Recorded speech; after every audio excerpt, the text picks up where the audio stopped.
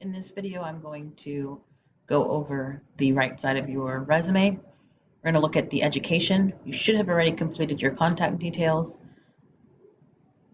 Just a reminder, you are taking off the word phone, the word email, address, and making sure that yours looks exactly like mine. Next is the education. You are going to start with your most recent place that you've attended. So the last place I attended was the University of Texas at San Antonio. You will put the dates that you were enrolled there. You don't have to worry about the month, the day, just the years. Yours is going to look just a little bit different.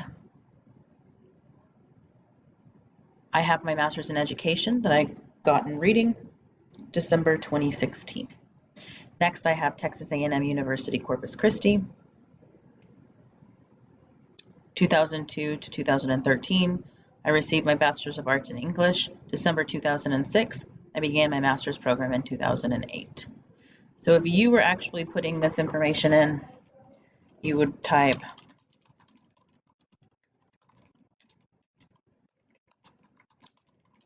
Douglas MacArthur High School. Make sure high school is 2 words, both capitalized. The dates that you attended, so let's say it was 2016 through 2020.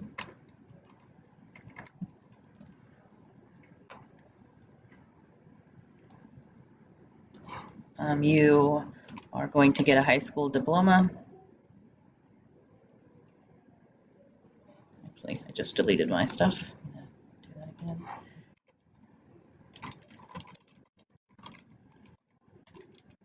And you have an expected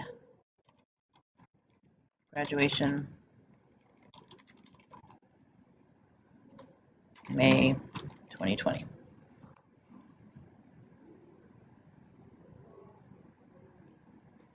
All right, so this is actually what your education should look like on your resume. I'm going to delete it because that is not my education. The next thing is your skills. If you don't have any skills, the best thing to do would be just delete it. Do not leave it blank. Make sure that if you have certifications, you put when it expires. A skill, if you're proud of the words per minute that you type, you could always put that down. If you don't have any, just delete it. Interests, appropriate. Make sure that they are appropriate. I would list them like this. If you don't have any interest, you don't want to put anything there, just delete it.